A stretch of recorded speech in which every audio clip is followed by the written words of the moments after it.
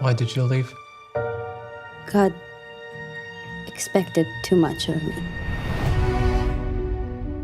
We're delighted to be here today as we take on a very hot topic, very controversial, the Netflix film series, 4-part series called UNORTHODOX. Very controversial title there. Well, before we actually get into it, the first thing that I do want to make one little small disclaimer is that, as you know, we are Chabad. We are from the Chabad community. So there are definitely similarities in our lifestyles, but there's so much that is not alike. Having said that, the satmer community is a beautiful community that I think we have a lot to learn from. And I think that there is a lot to unpack from this mini-series that many of us saw. So what we would like to do today, our goal of today is really to separate, to take out the elements of, and helping you to distinguish what is authentic, what did you see that is really that way, and what did you see that is really not. So with that, let's get started. I just want to say one quick introduction, because you made such a great point there, Chana. And that is that Judaism is not a monolith. There are many, many, many kinds of Jewish people. So you can't just talk about the us versus the them, right? There's many different kinds of, there's Ashkenazi and there's Sephardi, there's Hasidic and there's Haredi, and there's this kind of yarmulke and there's that kind of yarmulke. There's very, very, very many different kinds of Jews. What we all have in common is that we share the same God, one God. We have one Torah, and we have the same 613 mitzvahs, the same commandments, right? How we choose to observe them is sometimes different. You know, for example, a very obvious example is in the length of the side locks, the payas, right? So you'll notice that my side locks are pretty small, nothing major going on over here, but I always tell my barber, make sure not to touch anything below the line of the glasses, because that's a biblical commandment that your cheekbones should be covered, right? Just in front of the ear, right? So how you manifest that depends on your culture and your custom and your traditions. We're not here to be the defense attorneys of the satmer community, but we are looking to make sure that Judaism is portrayed in the proper light and not misinterpreted as we feel was certainly done on the big screen in the documentary of UNORTHODOX, right? Yes. So we've got a whole bunch of questions that we've already received, and we'd like to share them with you. I think Chana's got a lot to say here, so I'm going to try to sneak in a few words edgewise. I'm going to try. I don't like interrupting my wife because I have tremendous respect for you. But I'm going to start off. I figured if I could ask the questions, at least I get a few words in, right? Because she's very passionate about this topic. So let's go for this. First question came in here from Stacy. I think Stacy's watching with us. She says, I watched the show on Netflix and I was very disappointed in how the Orthodox Jewish community was portrayed. I definitely felt sorry for Esther. I can't believe that this is how it is for all the women. Was there something different about her particular community as compared to others? So a very, very important point that I'd like to make as well is that this movie is based on the story of one woman. And yes, she may have had her struggle. It was very, very real. And many of us have very, very real struggles that we need to sort through in our lives. This poor young woman grew up without a mother. Her father was a drunk or mentally unstable. And I'm talking about the real, forget even the movie right now, just the movie, the woman that this movie is based on. Deborah. Yes. She grew up very differently to probably, I would say 99.9% of her peers in this community. Very unusual to be growing up this way. Raised by her grandparents. Lesbian mother? Her mother turned out to be lesbian, left. She didn't have any contact with her mother for many, many years. She was thrown out of the wedding. Well, we'll get to that soon. But my point is that she definitely dealt with a lot. And she did what she did, and I have absolutely no judgment towards her for having needed to leave and done what she did. And if that's what she felt she needed for her healing, then that's what she needed. And that's okay. And many of us we all need to do what is necessary for our own healing process. And for a lot of us, that means coming publicly with our story and telling our story as we know it. However, a very, very important distinction that must be made is that while, yes, this is one woman's story of healing, the Hasidic community is the backdrop to her story, not the reason for her story. It is simply the setting where it took place. As it could in any community, in any place, you will find people who struggle, who go through difficult circumstances. It happens. It happens. And they need to go through a healing process. And some of them are fascinating stories. And this is no different to that. She definitely had a challenging upbringing and challenging situation. But the very important thing that I really want to make clear is that the Hasidic community in this story was the backdrop. It's not the way that they promoted this movie. They promoted it as a glimpse into the Hasidic world, which it maybe was in a very, very small way. But that's not what this movie was about. It wasn't about being a glimpse into the Hasidic way of life. It was really much more about one woman's story. Because if it were to be, or if it were to have been a glimpse into the Hasidic way of life, you would have seen the beauty, you would have seen the joy, you would have seen the warmth, you would have seen the love, none of which was depicted in this mini-series very clearly. Every single one of the members of the Hasidic community in this miniseries was like brainless. I don't even want to call them person because they weren't even people. They were like wooden caricatures. Yeah, literally, that were just kind of, walking. Even the way, like he for those that have seen this. Did the Rabbi give you permission? I was just going to say that. Even the way he started talking to Siri. Like, find me my what? Like, he's you never so heard of the dumb. Die kennst alles aufsichern. Ja, bist du mir? Alles in der ganzen Welt. Bist du mir, ja. Kennst du aufsichern einen Mensch? Was? Frag dir von sie, sie weiß, wie sie gefunden man war. Ernst? Zug, where is Esti? Where is Esti? Telephone. Du bist zerrecht, Yankee. Like, you're serious? Like, maybe it's true that they don't carry phones with internet. This is true because just for the safety of where you can wander on the internet, and we're all aware of the dangers of the internet. Come on. I mean, you remember the scene where she went to buy some makeup? I know you were fired up over there. Yeah, I mean, literally, I do not think that there is. I do not know of any Hasidic woman that doesn't own a stitch of makeup. In the movie, it was like she had never tried makeup on before. She didn't even know what it was. That's just ridiculous. That's just ridiculous. So, just in answer to this question, Stacey, yes, it was the satmer community that they are depicting in Williamsburg, which again, as I said, is very different to our Chabad lifestyle.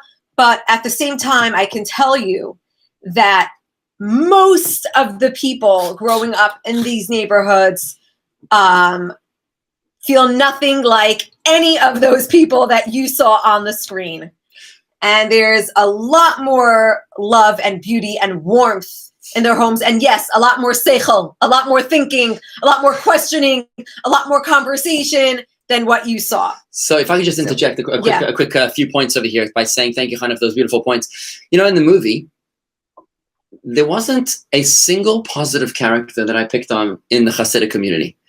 The mother-in-law, nobody had a sympathetic personality. Nobody was a mensch. There wasn't a single mensch. But when you looked at the friends in Berlin, right, all of a sudden, each one of them, one was nicer and kinder than the next one. There was only one rotten apple in Berlin. Do you remember who that was? You know who that was? The Israeli. The Israeli. Exactly. She was the one that wasn't so nice. She was pretty brutal and nasty to Esti. But the thing, and you have to realize that is so far removed from reality. The Satmer community, which, by the way, all these Hasidic communities are named for their towns of origin. Satmar began in Hungary in a place called Saint Mary. It's called Satamari. Satamari. It's named for Saint Mary, and it's interesting that's called Satmar. Vishnitz, Belz, all the other Hasidic groups are named for their towns of location of origin, whereas Chabad is very, very different. Chabad means logic. It's not necessarily an ethnic group as much as it is a philosophy, a rational approach to faith, which is why Chabad is very, very different. I know you have a lot more to say. I don't want to get on a tangent on all this. But I do want to say one thing. I don't want to say yeah. that Deborah, I don't know what her last name is. In the Feldman. interview, Deborah Feldman, in the People magazine interview, she did say that there was something which she missed tremendously from the Satmar community, and that was the profound sense of values. There was zero values that I felt were portrayed in the movie. Nothing positive that she was receiving from her community. She didn't depict that at all in the show. Are you ready for the next question? So keep it moving, hon. You ready? Okay, so was there something different about her particular community as compared to others? Definitely, every community is different. Absolutely. Question coming in from, you done? Yeah, go ahead. Question coming in from Barbara. She wants to know about the intrusiveness of the son's relationship with his mother, and to the inappropriateness of the mother-in-law's involvement in their marriage and the conception that put me over the edge. So Barbara wants to know, is this how mothers-in-law behave? I mean, do they know the intimate details of the bedroom life of their sons? I mean, yeah, so that put me over the edge too, Babs. So I'll tell you, I have not heard of a single mother-in-law that has ever meddled like that. I'm sure there are some. There's got to be some. I'm sure there are. I don't know of any. I know that it's something, especially in our community, anything to that nature is very private and sacred and holy and is not discussed with anybody. So the fact that his mother, and then the way he was like closer with his mother than his wife and telling her more, that really troubled me. That is not the way Jewish marriage works, which really just leads me into by the way, under the question. chuppah, you turn around, the bride walks around the groom 7 times under the chuppah, as if to build a wall around the groom. This is us, just the two of us. 1 + 1 = 1. That is intimacy. But when you start to involve many, many other people from all around, that's not the Torah way. You're not supposed to have other people involved in your bedroom life and your intimate life. It's supposed to be the husband and wife respecting each other. The Talmud says that a man has to honor his wife as much as he honors himself, and he has to respect her more than he respects himself. In this film, this guy was respecting his mother more than he was respecting his wife, and certainly not a reflection of Torah. I just want to answer Gail's question here. She says, why didn't the community show up for her? They knew she grew up without a mom and her father was an alcoholic. So if the community is so warm and tight, why didn't they help her in terms of getting her therapy or just extra love and support? Honestly, Gail, I would be shocked that they didn't. I do not know her personal story. I don't know. So I can't speak for what happened. I could speak for what I know in our community, that definitely the community would rally around her and give her as much help as she could. We all go through our own journeys. I don't know exactly what happened, but look, she definitely had a very tight-knit family. She had her grandparents and her aunts and uncles that were always there for her. I don't think she was alone. Definitely. I mean, I only know what I saw in the movie, and I only know what I saw from what I've read about her and the interviews she's given. But I have no reason to think that they didn't band together for her. For some people, it's not enough. For some people, she had some serious struggles, and for some people, therapy is not enough. For some people, for some people, like you said, it's not for them, and leaving the community is what they needed. I don't know. I'm not here to judge anybody's decisions, and for sure not here to judge the community, because I don't know. But wasn't the fact that they chased after her in Berlin a sign that they cared for her and they wanted to bring her back home? I mean, it's not like they forgot about her. Well, in the movie, they made it seem that the only reason why they were after her was because she was pregnant. Like they couldn't care about her for one bit. And that's really very heartbreaking to see that. And at no point did they say to her, we want you to come back because we're worried about you. And how are you feeling? You're in this big country by yourself. You don't know anybody. You're all alone. And none of that. It was like they were only there because of the baby. And I thought that was very unfair, because even if she wasn't pregnant, they still would have gone after her to try to find her and see if there was anything that they could do to bring her back. Because in their minds, also just keep in mind, in their minds, the community is the safety net. To them, they feel like if she's going out to this, there's danger lurking out there. And to them, the best way they know how to keep her safe is to bring her back. So if you just tuned in, we're having a special session here, Rabbi and Rabbi Chana Vigler and Rabbi Dovid Vigler. We're talking about Unorthodox, reflections on the documentary or the film, the mini-series on Netflix, Myths and Misconceptions of Observant Jewish Life as Portrayed on the Big Screen. We are taking questions live here on YouTube, on Facebook, and that's facebook.com/Jewish Gardens and youtube.com/Jewish Gardens, where we'd love to hear your thoughts and comments and feedback and questions. There's so many questions we've got to go through. We're running out of time. We have to keep it moving. And I better get moving. Let me ask you. Yeah. I'm sorry. You wanted to get to something? Yes, I want to get to that. Is something you wanted to say? Yeah. I mean, I wanted to ask you the question. Right. Okay. Yes. So go ahead. So what about the fact that this guy is 23 years old or something, and he's incapable of thinking for himself? I mean, what's that all about? That he needs his mother, his father, his Rebbe to tell him where to go, what to do. Yeah, I just think that's completely pathetic. That's pathetic. That's not real life. That's not how it is. That's ridiculous. Just in short, these people, I mean, to say that they don't think ask the rabbi before they do each move, and this guy was so what's the word, like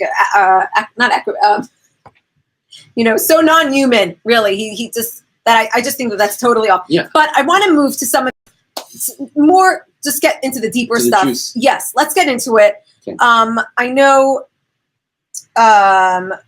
Okay, so first of all, why did they have to shave her head on her wedding night? Are the husbands allowed to see their real hair? So what's up with women's hair, married women's hair, right?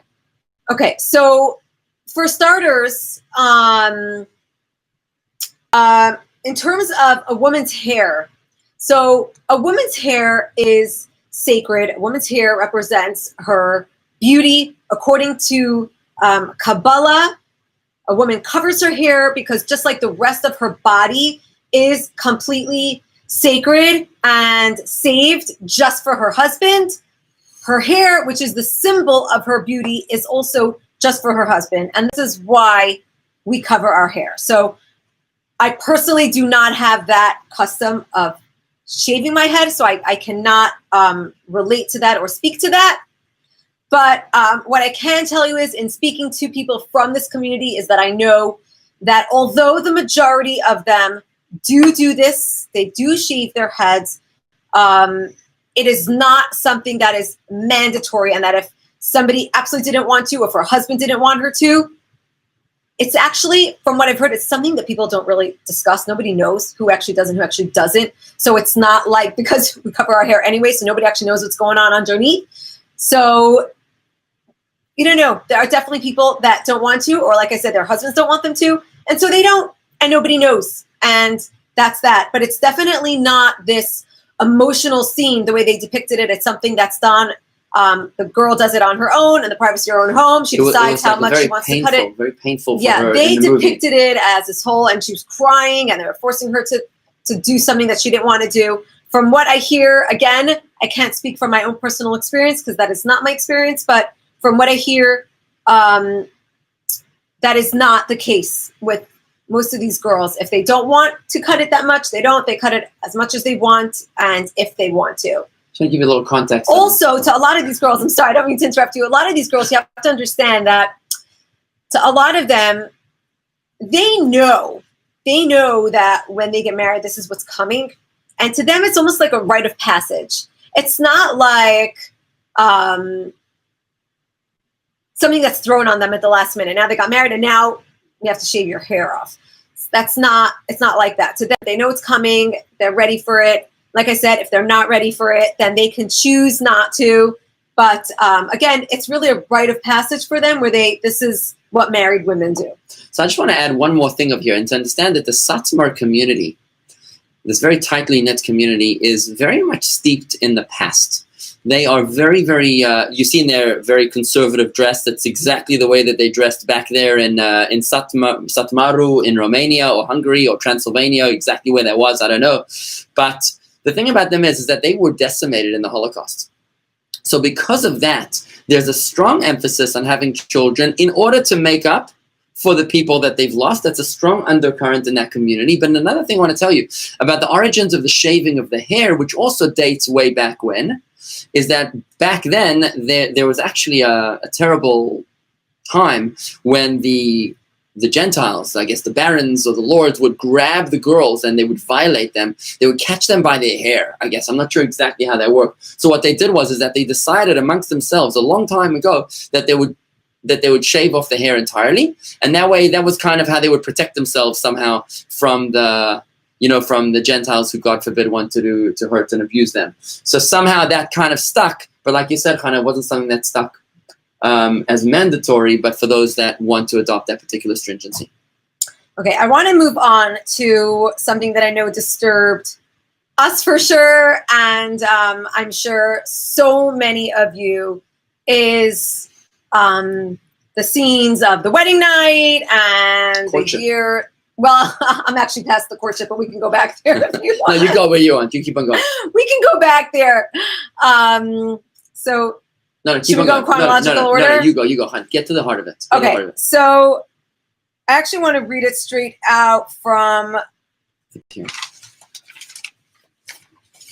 And just because I'm seeing this again, if a husband's ever allowed to see her real hair, of course, the husband's allowed to see everything. It's all for him. Okay, where are we? Okay, there we go. Yes. Okay, I know this is what you're waiting for. So, why do Orthodox married couples have sex with their clothes on and the lights off? It's as if they're doing something shameful or secretive. Okay, so number one, according to Jewish law, you are actually not allowed to have your clothing on. It's actually meant to be something special, skin on skin. It's meant to be, you're meant to become one flesh. And that is actually the entire mitzvah, the entire sanctity of marriage, is that you become one flesh. And so the way that they depict it with their clothing on is flat out, outright, just made up, completely made up, because that it is actually against Torah law to have sex with your clothing on. So that's for starters. A very important thing that I think we should mention at this point as well is that in the marriage document, in the Jewish marriage document called the ketubah, there are it is essentially a prenuptial, really, for the woman. Everything on that document is to protect women's rights. The Jewish culture has been protecting Jewish rights from way before. Women's rights. They've been protecting women's rights from way before women's rights were a thing. How old is this document? A few thousand years old. This document says everything that a husband needs to do for his wife. Nothing about what a wife has to do for her husband. And in it, it specifically describes that he needs to give her gifts or whatever she needs, and he needs to please her in the bedroom. It says nothing about a woman pleasing her husband, rather about a husband pleasing his wife. Can I just interject here a moment? Because in the way that the question was asked was by Gail. She says, why is sex just intercourse in the movie? It looked as exciting as using a hammer to knock a nail into the wall. Is sex merely a means to an end, the production of more and more offspring? Where is the showing of love and compassion towards each other? Isn't sex supposed to be about a couple expressing their love for each other? The movie did none of that. Why on earth would anyone want to do with orthodoxy after watching those sex scenes is beyond me. So to your point, Chana, I want to say that the obligation of a man to his wife in the ketubah is to give her time and attention in the sexual context, which means he's supposed to make her feel good. It's not about just doing a deed like a nail and a hammer, as you described, right? And just getting the deed done with. It's about the love. It's about the foreplay. That is absolutely part and parcel here with the mitzvah, to the point, to the extent that if a husband decides to deny his wife the foreplay, then she's allowed to demand a divorce after merely 1 week of his behaving that way. So it's absolutely outrageous. Completely, it's shameful to see that they would have depicted. It's almost like they went to great lengths to depict this Orthodox Jewish community as the most backward, archaic, out of touch with any humanity, with any human emotion. Purposes, he was raping her. I mean, that's what it looked like anyway. It was like the only time you saw any humanity within him was at the very, very end, the last scene of the movie, when he decided to do something for her. He cut off his side locks, right? And Go ahead. I'm sorry. That was him that's when he was being human. Only when he's leaving his tradition behind, all of a sudden, then he has this because she's suddenly educated personality.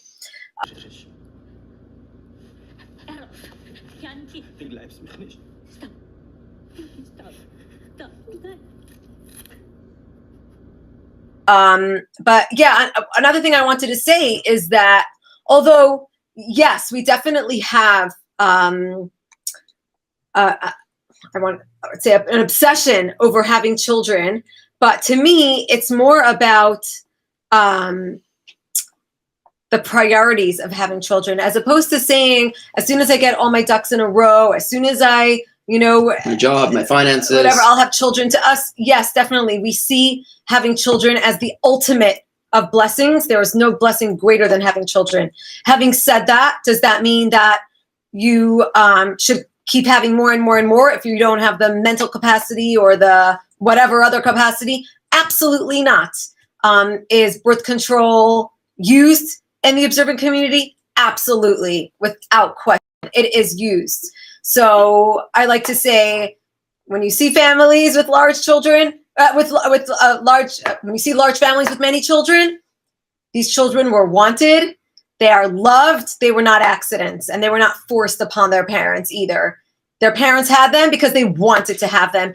And just to add to that is that you don't want a child being born from being forced to, the way they depicted it in the movie, like we have to make a baby. That's pressure. You want a baby to be born from love, not from pressure. Can I tell you what the Kabbalah says about that one? Yes. Just a little. Do you want to hear what the Kabbalah has to say about that? So the Kabbalah writes that the wisdom of a child is directly proportionate to the degree and the depth of love that was present between mother and father at the moments of conception. So to have a loveless, mechanical sex the way that they did it in the movie is actually all wrong. Nobody does it like that. Rather, it's when it's deep and profound emotion and love and in intimacy and unity. That is what we're striving for, to be able to endow our child with that kind of a foundation. Yeah, and I think it's appropriate to actually include here the most famous misconception about Jews and sex with the hole in the sheet, right? The hole in the sheet. Everyone wants to know about the hole in the sheet. So the most accurate explanation that I've come across about the hole in the sheet is that years ago, when the women were hanging their laundry out to dry, in the shtetl, and everybody saw everybody's clean and dirty laundry, the women would hang the tzitzis. You know what the men wear under their shirts? It's the tzitzis. It's basically a big, long, four-cornered garment, white rectangular garment that only has a hole in the center because it goes over the head, right? So it goes the front and the back, and there's a hole in the center. And it's got tassels on the edge. It's got some tassels. It has a couple strings on it, but it's mostly white with a hole in the center. Looks like a sheet. And I could just imagine that when the Jewish neighbors were hanging the tzitzit up to dry in the, out in the lawn, and their neighbors saw that, they had no clue what it was and said, "Oh, that looks like a sheet with a hole inside." And voila, the myth was born. The story was born. but there's absolutely no truth to that. So let's put an end to that. Separating right the here. facts from the fiction, right? And the Baba Mises from the bottom line. Yes. Ready to move on? There was something else. If you have any questions coming in on Facebook and YouTube, please, to our listeners on Facebook and YouTube. Yeah, I want to actually just address, just go back to that YouTube comment right there on YouTube. Yankee was very ignorant in regards to sex. Are Orthodox men briefed or educated on the subject? So was she, by the way, in the movie. She had no clue what was going on over there in her wedding planning So process. I'll tell you what. There are definitely pre-marriage classes. The extent of them, I'm not sure. Every teacher is a little bit different. Is there a sex education like they have in public school? I actually don't even know what they teach in that class in public school. Probably not. But I think like most other people in society, it's on-the-job training. I think that, most people just learn from experience. But you want to make sure your kids don't get it from the wrong sources. Right. So, we've had some talks with our kids just to explain to them how things work, how babies are made and all that. But beyond that, I think it's the kind of thing that you really need to kind of figure out for yourself.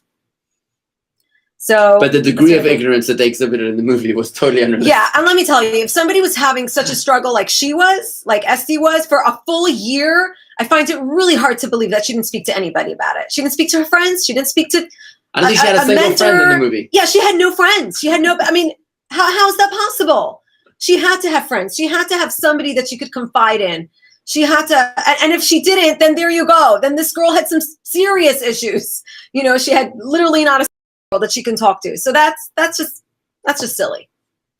Okay. Next question. You ready? This one? Yeah, I think we already did that about shaving their heads. Singing? Okay. Why can't a woman... Oh, you wanted to read it? Yeah, I'll read it. Okay. So, why can't women sing in front of men? Doesn't Tanya teach us to control our temptations? If God gave a woman a beautiful voice, isn't she disrespecting God by not using that gift? Are men that uncontrollable that they can't listen to a woman's voice and keep their pants on? How crazy controlling can orthodoxy get? Wow. Okay, so first thing, the fact that she was not allowed to learn music, play piano, have singing lessons, that's ridiculous. Really. I've never heard of such a thing, that a girl shouldn't be able to take music lessons or learn to sing. I mean, I don't even know where that came from. And that we know actually was the movie brought that up. It was not from her real life. That was something that was their artistic license that they used. So this was definitely not coming from her real life. So that is just completely off, the fact that she couldn't learn a music. In terms of singing, a woman is definitely allowed to sing. However, like her hair and like her body, a voice is an expression of the soul. When somebody sings, it expresses the most deepest sense of their soul. And for that reason, women do not sing in front of men, because it's just not, we don't want to be bearing our souls like we bear the rest of ourselves for men. They can sing in front of women, absolutely, but it is reserved for women. And mostly because, not because men can't keep their pants on, but because it is holy and it is sacred, and we don't want it to be violated or misused, as it can very easily get. So how crazy controlling can orthodoxy get? I wouldn't call it controlling. To me, and I don't like to use the word orthodoxy either, it's really Jewish customs. Jewish observance are guides. They are meant as boundaries. They're meant as to help us, with a moral compass. Who are we going to rely on for a moral compass? The government, our neighbors, society. We provide the compass to them. Morality in the world was learnt from the Torah. That's where they got their list of morality, which is actually pretty appropriate coming up to Shavuos, where we received the Torah, and the 10 Commandments, which have very much been adopted in various ways by society. But morality comes from Judaism. So Judaism is not meant to be holding you back. It's not meant to be controlling you. It's like telling me or saying, I teach my kids to brush their teeth because I don't want them to get cavities. Am I controlling them by saying you must brush your teeth twice a day when you wake up and when you go to sleep because we've had way more cavities than we want to know about? Is that controlling by teaching them proper hygiene? Is it controlling by teaching my children to eat with a knife and a fork? Am I controlling them? I don't think so. I don't think I'm controlling them. I think that I'm giving them tools to live a productive life. That's what I think. And the same way I feel with the Judaic values I give to my children. They are tools they will use to live a productive life as opposed to a box that I'm putting them into. And that also really answers that question as to, why do you have to impose this on your children when they're young? Why don't you let them just grow up and choose what they want?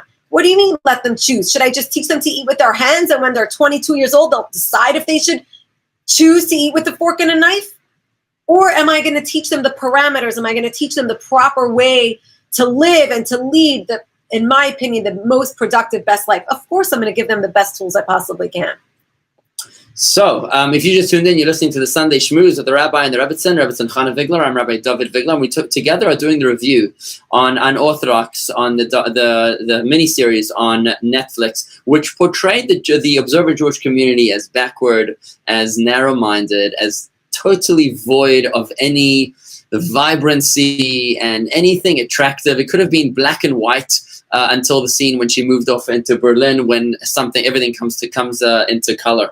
And we're actually going to start wrapping up with some final questions over here. I just want to talk about how important is having kids in that culture. Why is it that they that they put such an emphasis on having children as if it was an insult to her? Do you know what I mean? That they were baby-making machines. One of these questions that we got here, they viewed women as baby-making machines. Do you have any comments on that? In general, they spoke very, very uncomplimentary to her. I think that to say, and I think I addressed that a little bit earlier, is that to call her a baby-making machine, obviously that's just because they only cared about it for a kid. Well, that's what they wanted you to think.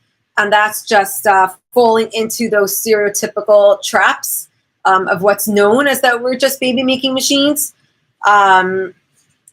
Clearly, that's not the case. And as I said earlier, is that we just have a different set of priorities. That to us, children are on the top of our list. Children are the most precious possessions we can ever have.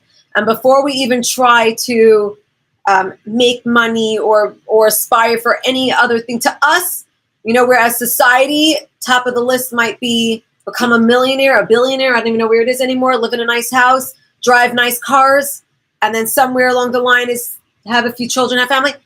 To us, priority number one is to have children. And as I've often said, even living and that's not demeaning. It doesn't take away your freedom.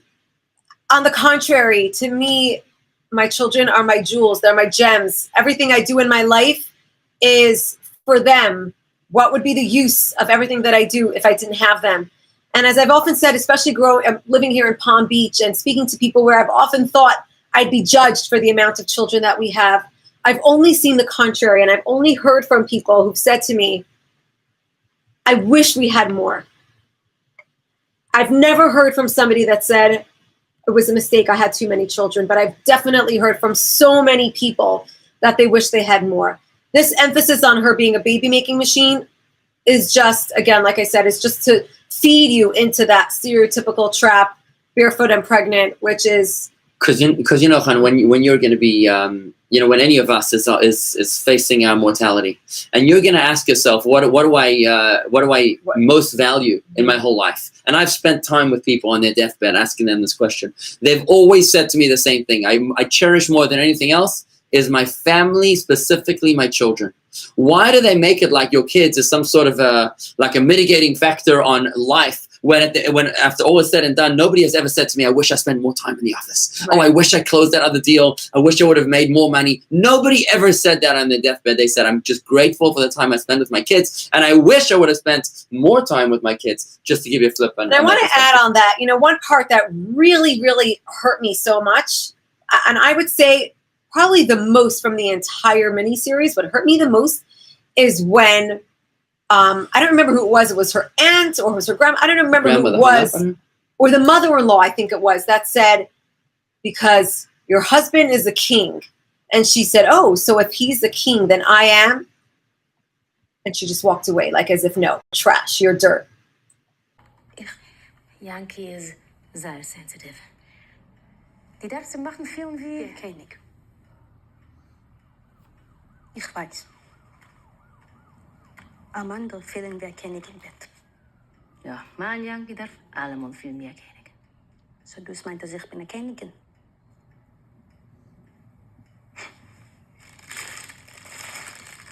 Sehr schön. What? Are you kidding me? We say in Eishes Chayil, the Women of Valor, we say every single Friday night, our husbands sing to us. Eishes Chayil, a woman of valor. Who is a woman of valor? What is she? Ateret Ba'ala. She is the crown of her husband. And Chassidus actually explains that a crown, where does the crown sit? Above. So the crown is actually higher than him. She's on a pedestal above him. So to say he's the king, but she's nothing, this just comes from utter ignorance, comes from knowing nothing about, obviously they used people that knew a lot about the Jewish community because a lot of it is real. The wedding scene, under the chuppah, a lot of it is very, very real. Somebody asked actually if the bride's face is covered throughout the entire wedding. No, only during the chuppah, the bride's face is covered, symbolizing that the groom is marrying her not merely for her outer beauty, but for the inner beauty, and for what is going to be coming in the years ahead. There is the characteristics that we know. They're the characteristics that we're going to find out about, like many of us found out about during this quarantine life. Things that we maybe don't like so much, and maybe things that we were very surprised and happy to find. It's an unconditional commitment to every part of our spouse. And that's what the veil symbolizes. But absolutely not. For the rest of the wedding, her face is definitely shown the entire time. We're almost done in time, Chana. So I just want to wrap up with a couple closing comments. Sure. In this film, they tried very hard to portray the satmer community, the Orthodox Jewish community, as a cult. It was certainly an attempted undercurrent. They try to portray them as mindless. They don't think for themselves. They have other people thinking for them, controlling, and you have to give them your money, I guess. That's like what a cult is. There's like this communal state of existence. Everybody eats together and everybody, makes decisions together. When in reality, it's the furthest thing from the truth. Because these people are not mindless. If you walk down the streets of Manhattan, you'll see the diamond dealers and you'll see very, very capable people coming out of the satmer community.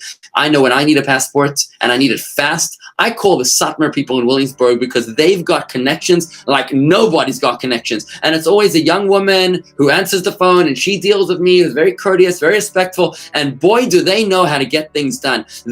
They take no hostages. So these guys are very, very, very capable. And certainly not like it was pathetically portrayed in the film. Internet, where is Esti? Like totally pathetic, right? So that's number one. It's certainly not a cult, especially when you think about Chabad. The word Chabad, which means logic, wisdom, understanding, and realization, it's a rational attack on faith. Chabad is all about understanding what we were told to believe in. That is the exact opposite of a cult. But unfortunately, on the big screen, that's how they're trying to portray it. That's what sells. That's what sells, and that's what sticks. So here we are. We're coming Monday morning quarterback here with trying to give a response to this film. But I just find it embarrassing that Jews would want to throw their own people under the bus in order to make a buck. I find it very painful that Jewish people would need to do that, to throw their own family members, to the dogs like that. When you share this movie, like I told one of our friends who's listening here, when you share this movie with your friends, right, with your non-Jewish friends, and you try to show them, about the ridiculous Orthodox Jews, They don't know the difference between the size of your kippah.